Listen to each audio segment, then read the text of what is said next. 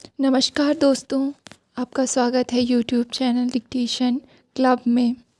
आज का डिक्टेशन 100 शब्द प्रति मिनट की गति से दिया जाएगा, जो कि अगले 5 सेकंड में प्रारंभ होगा।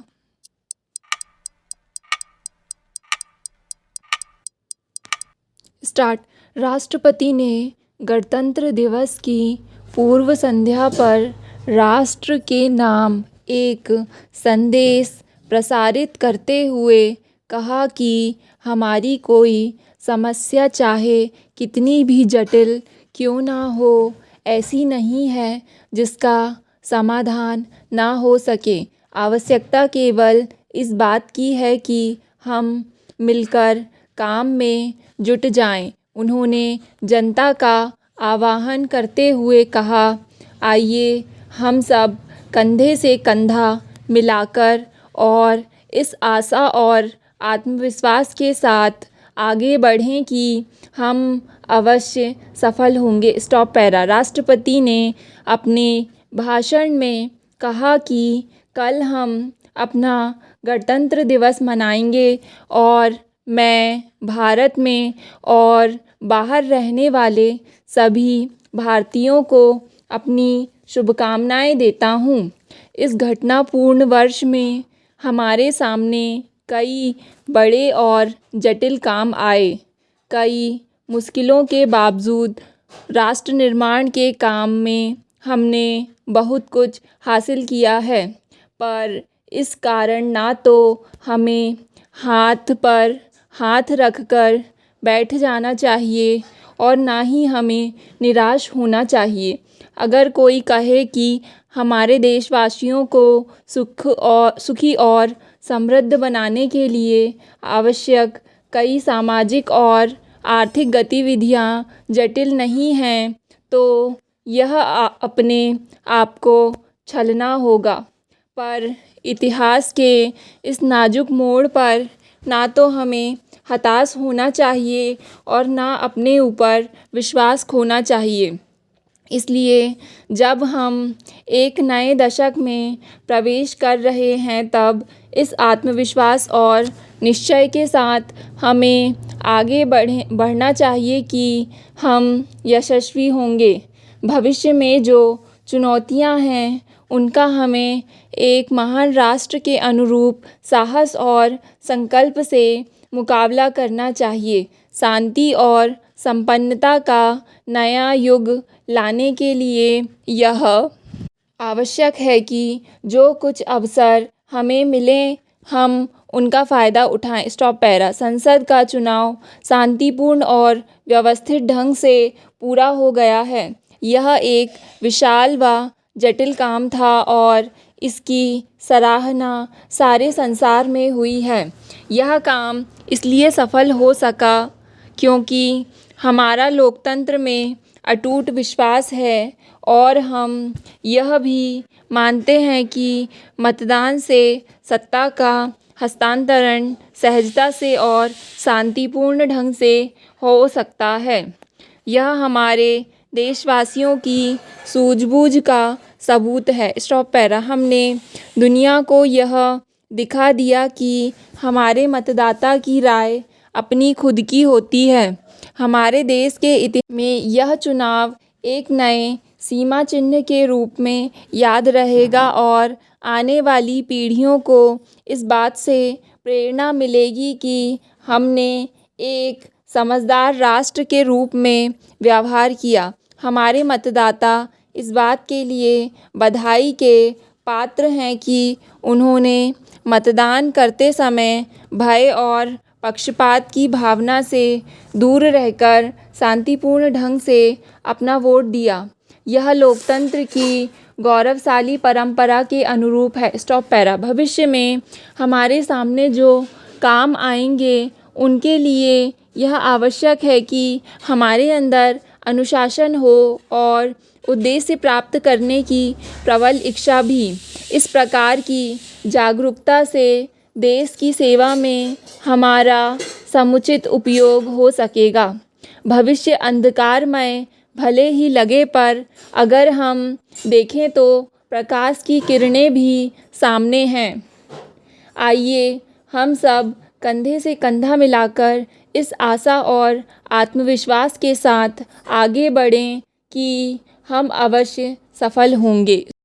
भारत के आर्थिक विकास के लिए महात्मा गांधी ने उत्पादन के साधनों के विकेंद्रीकरण पर बल दिया था। उत्पादनों के साधनों के विकेंद्रीकरण से कुछ व्यक्तियों का देश की संपूर्ण अर्थव्यवस्था पर नियंत्रण रहता है। कुछ मुट्ठी भर व्यक्ति लाखों व्यक्तियों के जीवन को नियंत्रित करते हैं। बाजार में वस्तुओं की कमी उत्पन्न करना, वस्तुओं के लिए मनमानी कीमतें वसूल करना तथा सामान्य जनता का शोषण करना, यह उद्योगों के केंद्रीकरण का ही फल है। आज के प्रजातंत्र के युग में भी उद्योगपति जनता के एक बहुत बड़े भाग पर नियंत्रण रखते हैं। यदि हमें हमारी प्रजातंत्रीय व्यवस्था को जीवित रखना है तो आर्थिक मामलों में प्रजातांत्रिक व्यवस्था लानी होगी।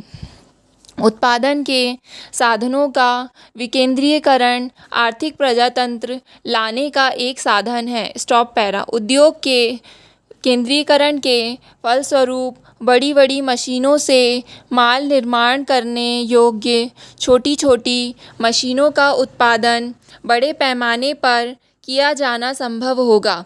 समाज में पैसा कमाने वाले पूंजीपतियों का प्रभाव था, इसलिए बड़े कल कारखानों को प्रोत्साहन मिला। सरकार ने भी बड़े पैमाने पर केंद्रित उद्योगों को ही पसंद किया।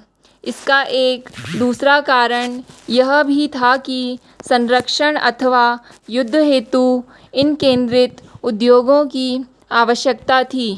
इन उद्योगों द्वारा सारी आर्थिक सत्ता तथा राजनीतिक सत्ता भी उद्योगपतियों के हाथों में केंद्रित हो गई।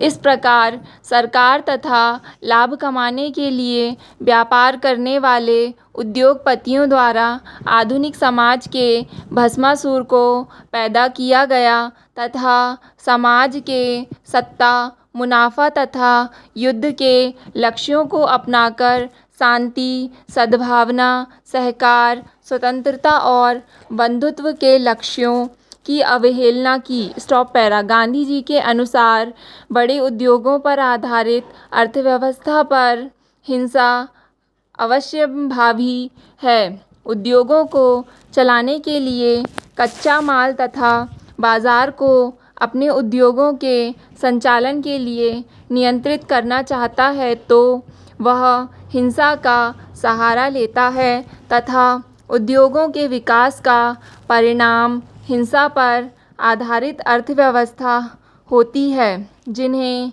यंत्रों का मोह है, उन्हें चेतावनी देते हुए गांधी जी ने कहा कि यंत्रों पर जोर देने से मनुष्यों के यंत्र बन जाने का खतरा है और जो यंत्र युग को बनाना चाहते हैं उनके लिए गांधी जी ने यह कहा कि गांव के लोगों को यंत्रों द्वारा जीवित रखना असंभव है। जिस देश में 60 करोड़ जीवित यंत्र पड़े हुए हों वहाँ निर्जीव यंत्र बनाने की बात निरर्थक है। Stop para. आज उपभोग्य वस्तुओं की कीमतें बढ़ रही हैं। गांधी जी की राय में उत्पादन में कितनी ही वृद्धि क्यों ना हो जाए और बड़े उद्योगों में कितना ही काम धंधा क्यों ना बढ़ा दिया जाए, यदि हमारी अर्थव्यवस्था का आधार लगान, कर्ज, मुनाफा, भाड़ा आदि रहा तो बेकारी और गरीबी की समस्याओं का निराकरण हो ही नहीं सकता। अंत में सारी मजदूरी उक्त लागत के बाद कीमत में शामिल हो जाती है, इसलिए मजदूरी जितनी ज़्यादा होती है लागत कीमत उतनी ही बढ़ती जाती है। नतीजा यह है कि वस्तुओं की बिक्री कीमत से मजदूरी कभी अधिक नहीं हो सकती, जिससे वेतन वृद्धि की मांग का कभी अंत नहीं हो सकता है और इस समस्या का निदान भी शासन द्वारा कभी नहीं किया जा सकता है। स्टॉप।